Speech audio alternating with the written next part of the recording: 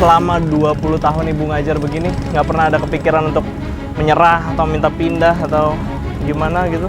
Entah ya, kayaknya saya sudah kayak seperti bapak saya dulu memang pejuang. Tapi sekarang saya juga harus berjuang seperti ini.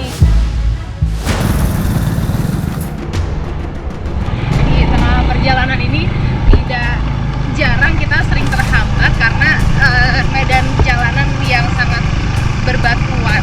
Setiap hari Ibu berjalan kaki seperti ini, Bu? Ya, seperti kita jalani sekarang. Malah kalau hujan itu, Mbak, kalau di sini nih dekat gunung kan sudah kabut.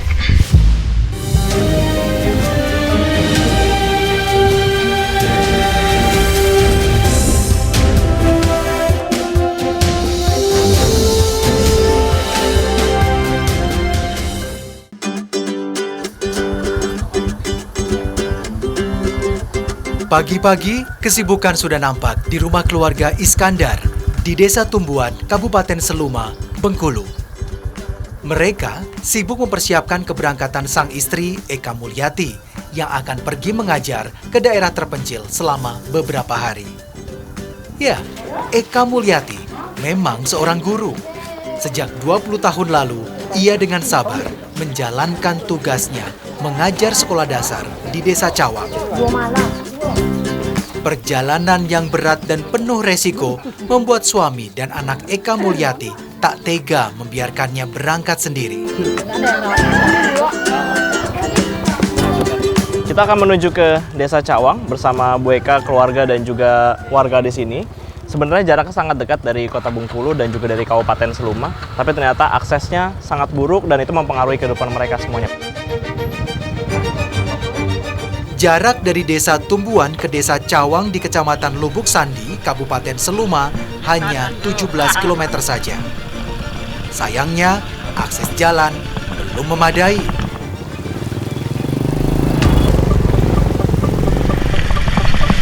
Musim penghujan, jalan tanah menuju Desa Cawang menjadi semakin licin dan lengket.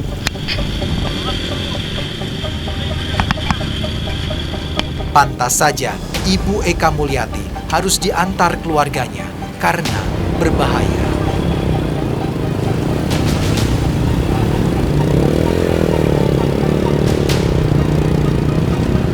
Pak, dari dalam, dari Cawang. Pak siapa namanya? Pak Deka. Pak Deka. Pak Deka ini bawa apaan aja Pak dari dalam? Minyak. Minyak ya? Iya. Minyak. Ini kosongan itu minyak. Oh kosong, ini mau dibeli di luar. Oh, Apa aja yang biasa dibeli selain minyak? barang mana sana? Apa tuh contohnya? Gula. Gula. Oh sembako Ya, semua sembako itu ya. dari luar ya? Oke. Lanjut Pak, kita mau ke dalam ya. Makasih Pak. Musim hujan menjadi mimpi buruk bagi warga yang akan masuk atau keluar desa. Mau bagaimana lagi? Hanya ada satu jalan menuju Desa Cawang. Jika ada tebing di sisi jalan yang longsor, maka akses jalan dari dan menuju ke desa akan terputus, terisolasi.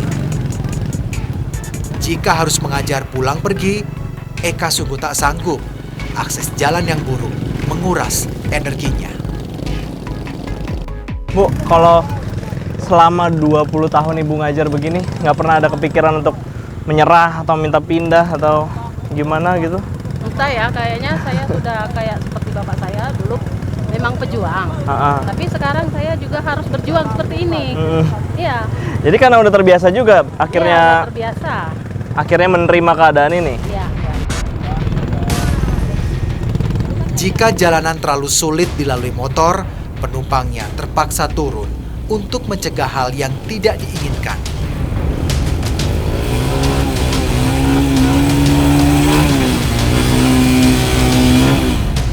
Kubangan-kubangan lumpur seringkali membuat sepeda motor tertanam dan kadang terpaksa ditinggalkan pemiliknya. Tak heran jika motor warga rata-rata berusia pendek, hanya mampu bertahan sekitar 5 tahun saja.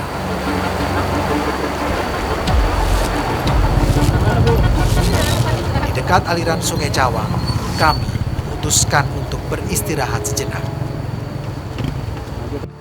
setengah perjalanan, ini tempat istirahatnya warga. Kita akan istirahat dulu di sini karena pengemudinya juga kasihan, jalannya tadi rusak seperti itu. Semangat Ibu Eka untuk terus mengajar memang luar biasa. Padahal selain medan yang berat, jalur menuju Desa Cawang kerap menjadi lintasan hewan hutan. Selama Ibu pulang balik Cawang terus ke rumah gitu, Ibu ketemu hewan apa aja selama di sini? Ketemu beruang. Beruang?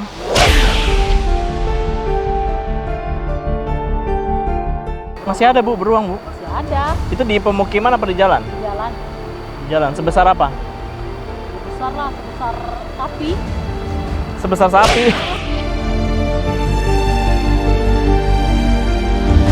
Waktu saya ketemu kami ngerem. Dia sekitar di situ kan, kami di sini. Dia noleh kami kan. Kami sudah mau balik lagi, motor mau putar balik ke arah tadi. Kerjanya langsung lurus jalan. Nggak jadi. Oh, dia nggak menghampiri Nggak Ibu ganggu, ya? nggak.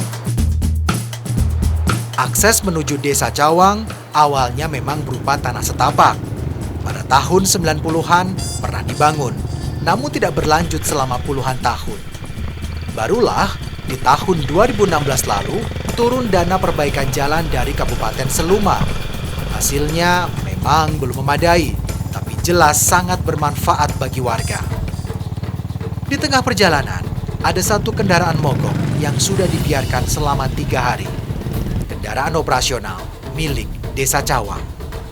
Ya, tak mudah mencari montir yang bisa memperbaikinya. Apalagi onderdil mobil juga sulit didapat. Ini mobil desa memang digunakan untuk operasional masyarakat hilir mudik, tapi kondisinya rusak ya? Iya. Kondisinya rusak dan ini pun juga kayaknya nggak bisa untuk keluar masuk desa karena jalannya seperti tadi, apalagi lagi musim hujan. Jadi otomatis kita harus naik motor untuk menuju ke desa sana. Bang? Ya. Sebelum mencapai maju. Desa Cawang, kami harus melalui jalanan menanjak yang curam dan licin. Jalur berbahaya yang kerap membawa korban. Kami harus lebih waspada. Kami bersyukur semuanya berhasil melewati jalur yang sangat beresiko. Dan tak seberapa lama, tibalah kami di Desa Cawang.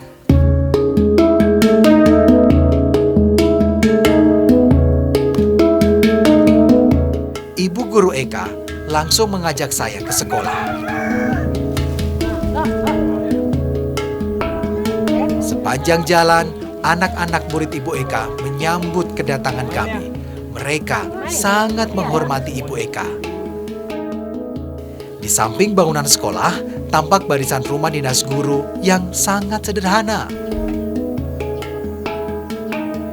Nah, ini kita taruh barang di mana, Bu? Sekarang nginep nih. Perumahan yang sudah tambahan baru itu. Oh, ya udah. Kita sana, Bu.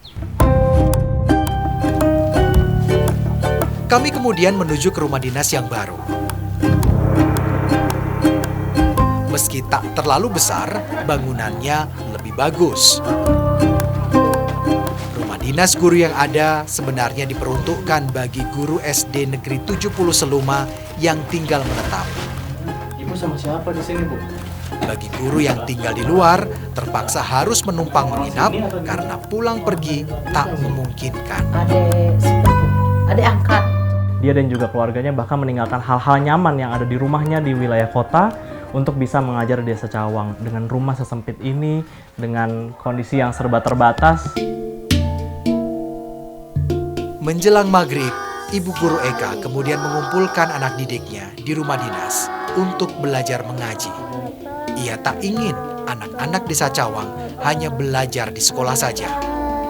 Mengaji dirasa penting untuk menjadi bekal anak-anak Desa Cawang menjalani hidup agar selalu dekat dengan Tuhannya. Setiap anak berkesempatan untuk membaca Iqra dan 2 ayat Al-Quran. Jika ada bacaan yang salah, Ibu Eka langsung mengoreksinya.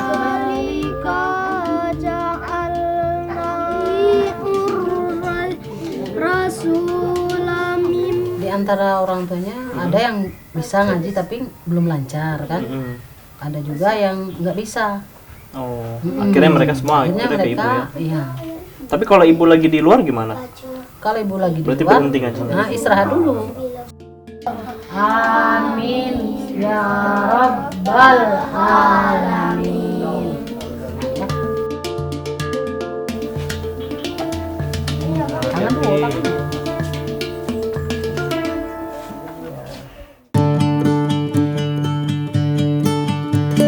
Wilayah Desa Cawang berada di ketinggian 800 sampai 900 meter di atas permukaan laut.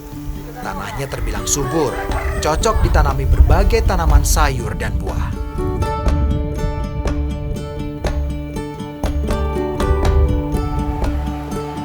Bersama Jeki, saya ikut ke kebun durian. Siapa tahu ada durian yang bisa dibawa pulang. Durian dari Desa Cawang terkenal enak, apalagi duriannya durian jatuhan yang matang sempurna.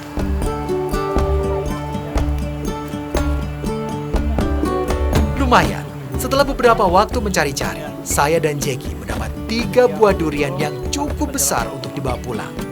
Kami merasa beruntung.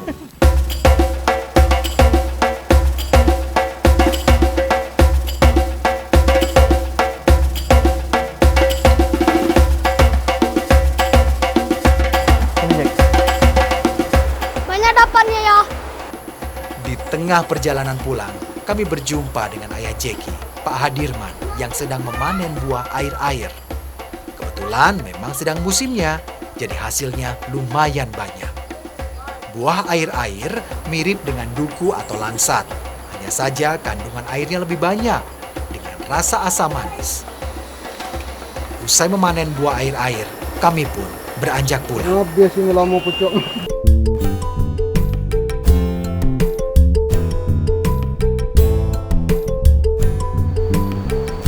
Untuk mendapat penghasilan, Pak Hadirman menjual hasil panennya berupa durian dan buah air-air. Ia menjualnya di hari pasar, sekali dalam sepekan. Lokasi pasar tak jauh dari tempat tinggal mereka. Desa Cawang adalah penghasil durian terbaik di Kabupaten Seluma. Harganya pun murah, sekitar Rp15.000 saja per buahnya.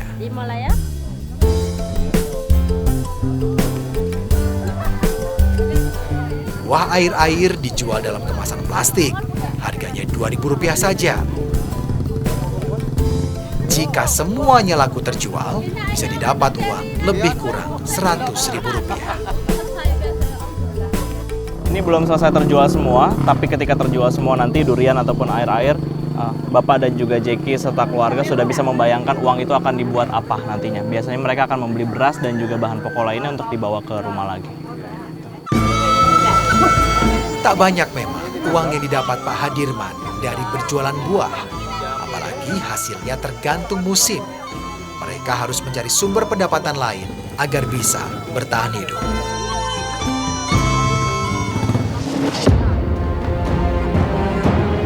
Ketika hari pasar usai, tinggal buah air-air saja yang tersisa. Masih bisa dijual di pekan depan jika kondisinya masih layak. Pak Hadirman kemudian berbelanja kebutuhan sehari-hari dengan uang yang didapatnya dari berjualan buah. Entah sampai kapan keluarganya bisa bertahan dengan hidup yang pas-pasan. Pendidikan untuk Jeki sepertinya semakin berat untuk terwujud.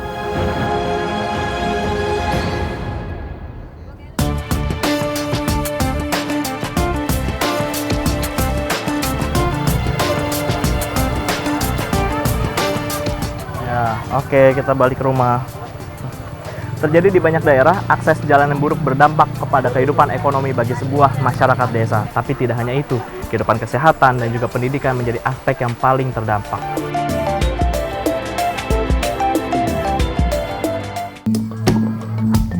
Waktunya sekolah. Anak-anak SD Negeri 70 Seluma sudah berdatangan. Tepat jam 8 pagi, pelajaran pun dimulai.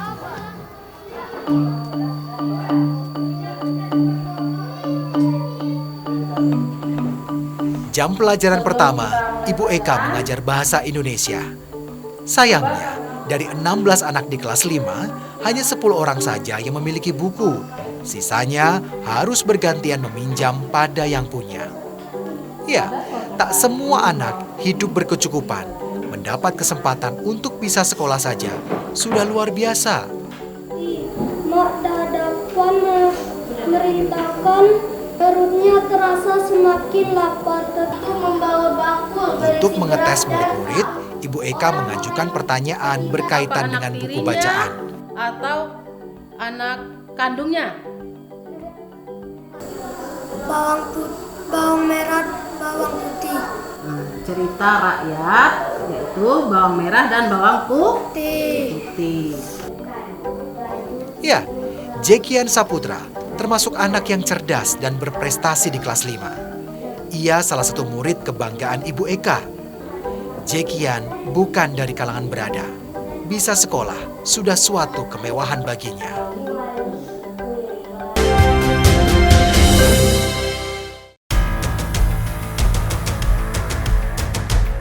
Kementerian Desa Pembangunan Daerah Tertinggal dan Transmigrasi atau Kemendes PDTT menyatakan sebanyak 84% dari sebaran daerah tertinggal berada di Indonesia Timur. Salah satu indikator ketertinggalan itu adalah kurangnya aksesibilitas. Selama hampir 77 tahun Indonesia merdeka, 2 kampung terpencil dan terisolir di Kabupaten Pangkecene dan Kepulauan atau Pangkep ini tak pernah menerima akses jalan yang layak untuk daerah mereka.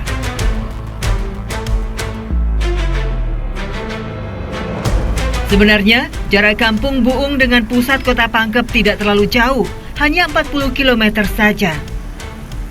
Tapi, setelah pemberhentian terakhir di Jalan Poros Kota, kami harus melintasi jalur ekstrim membelah Gunung Copo Telue.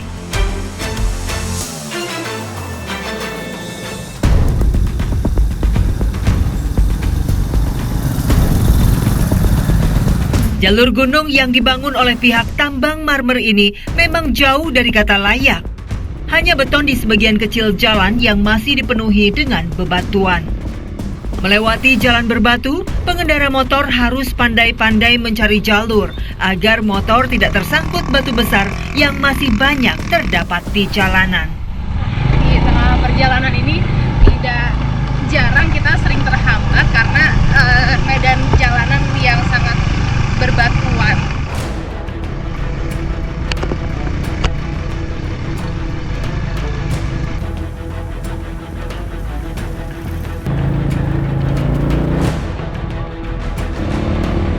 Jika motor tidak dalam kondisi fit, satu-satunya pilihan tentu meninggalkan kendaraan di tengah hutan. Di beberapa tanjakan, pembonceng harus turun karena medan yang terlalu berbahaya untuk naik kendaraan berdua.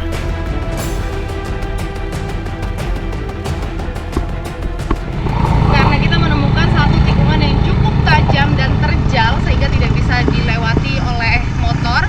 Tadi Bapak sudah memarkirkan motornya dan sekarang juga Ibu ikut jalan kaki naik ke atas ya Bu ya.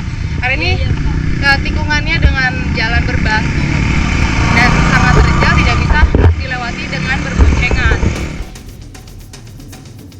Sebelum ada jalur motor, warga biasa berjalan kaki melintasi hutan untuk menuju Kampung Bung. Tapi resiko bertemu hewan liar membuat mereka memilih jalur motor meski sedikit lebih jauh. Setiap hari Ibu berjalan kaki seperti ini Bu, menempuh jalan dengan... Ya kadang saya kan bermalam nginep di atas Pak, nginep di perumahan. Jadi Ibu sehari-hari mengajar, Ya, berangkat dengan perjalanan yang... ya seperti kita jalani sekarang. Malah kalau hujan itu Mbak, aduh, saya tidak tahu bagaimana perjuangannya.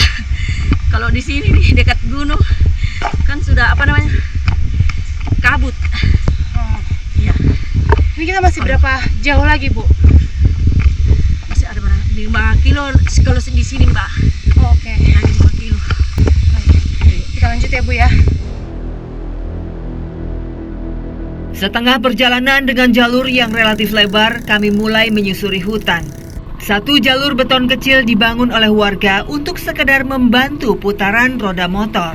Tiap warga menyumbangkan Rp50.000 untuk membuat jalur yang tak sampai 20 meter ini.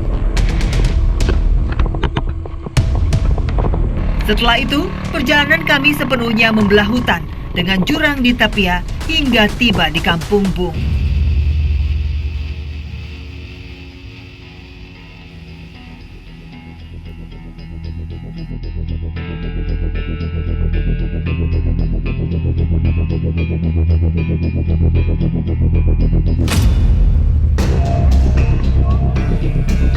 Hidup nyaris terisolir membuat warga Bung dan Baka harus beradaptasi dalam bertahan hidup. Pasar yang jauh membuat mereka hampir sepenuhnya bergantung pada alam di sekeliling mereka. Di hutan, mereka biasa mencari sayur atau aneka lauk untuk makanan sehari-hari.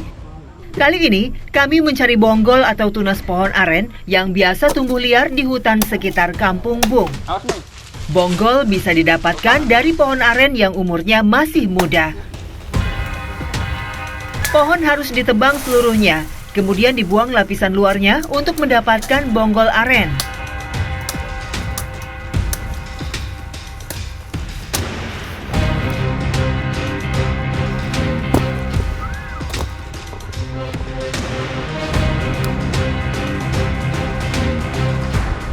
Setelah itu, bonggol aren dipotong kecil-kecil agar mudah diolah.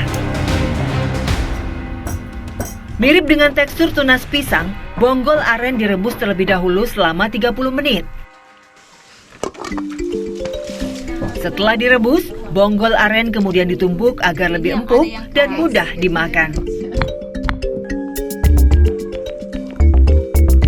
Kelapa parut yang sudah digoreng ditumbuk untuk menambah rasa gurih pada masakan. Kemudian, bonggol dimasak dengan santan dan bumbu lainnya. Tak berapa lama, makanan pun siap. Saya tak menyangka, di tengah keterbatasan lauk pauk ini, menu ini sungguh nikmat rasanya.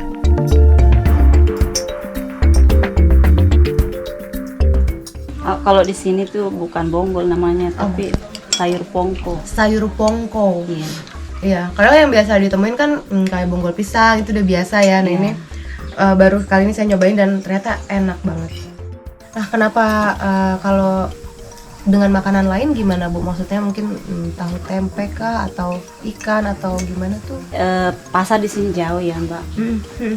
Akses jalannya juga kurang bagus. Untuk menuju ke pasar itu ya membutuhkan waktu sekitar 2-3 jam kalau jalan kaki. Dari sini. Kan tidak semua masyarakat bisa menggunakan roda 2, tapi yang bisa itu cuma orang-orang tertentu saja yang bisa. Jadi kami yang perempuan itu biasa kalau ke pasar jalan kaki itu kejauhan kalau. Jadi memanfaatkan sumber daya yang ada di ya, kampung. Jadi kita memanfaatkan yang ada saja di alam.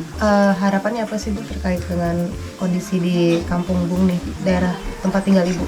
Harapannya kami di sini tuh sangat membutuhkan akses jalan yang bagus. Kami harapkan pemerintah supaya kami diperbaiki jalannya ke sini karena akses jalan itu yang utama.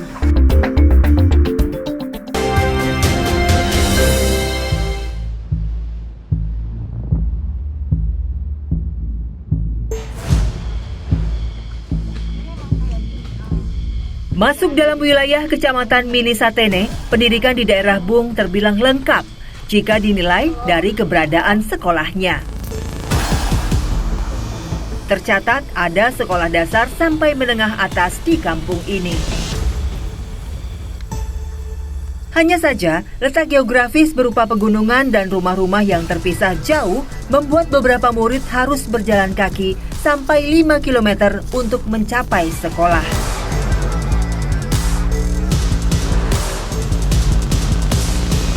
Hampir tidak pernah ada yang berangkat ke sekolah sendirian. Alasan utamanya tentu keamanan. Tidak ada yang bisa menduga akan bertemu hewan liar apa di hutan nanti.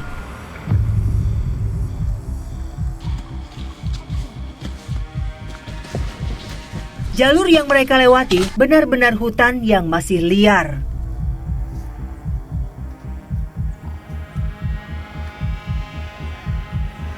Kamu tiap hari sekolah lewat jalan sini? Iya. Kamu nggak takut jalanannya kayak gini? Enggak kan, bareng-bareng. Bahkan, banyak di antara mereka yang hanya memakai sandal menuju sekolah.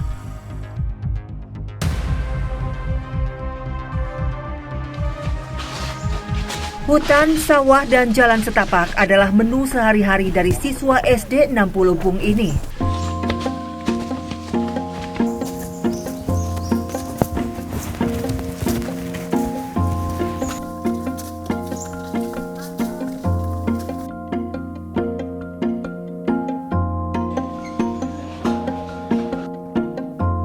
Tapi, seolah lupa dengan perjalanan mereka yang melelahkan, siswa-siswa ini langsung menemukan keceriaan bertemu dengan teman-teman mereka. Ada total 150 siswa dari SD sampai SMA di Kampung Bung ini. Hanya saja, dari 19 tenaga pengajar, hanya 6 orang yang sudah diangkat menjadi PNS. Lainnya adalah tenaga honorer. Coba ikut semua ya, ikut semua. Seperti Ibu Sari ini, di sekolah yang tiap ruangan dibagi menjadi 2 kelas inilah wanita berusia 56 tahun ini mengajar sehari-hari. Tidak ada rona lelah di muka Ibu Sari, meski perjalanan menuju sekolah tidaklah sebentar.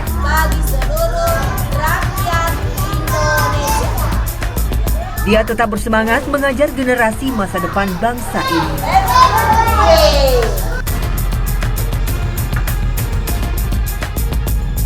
Bahkan setelah mengajar di sekolah dasar, Ibu Sari juga mendirikan pendidikan anak untuk usia dini atau PAUD. Tak adanya bangunan untuk sekolah anak membuat Ibu Sari harus meminjam kolong rumah tetangganya untuk sekedar mengumpulkan anak-anak belajar.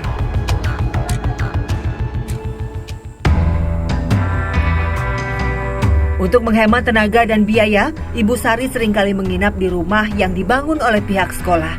Di rumah kecil inilah Ibu Sari biasanya menjalani hari-hari untuk kemudian pulang di akhir pekan.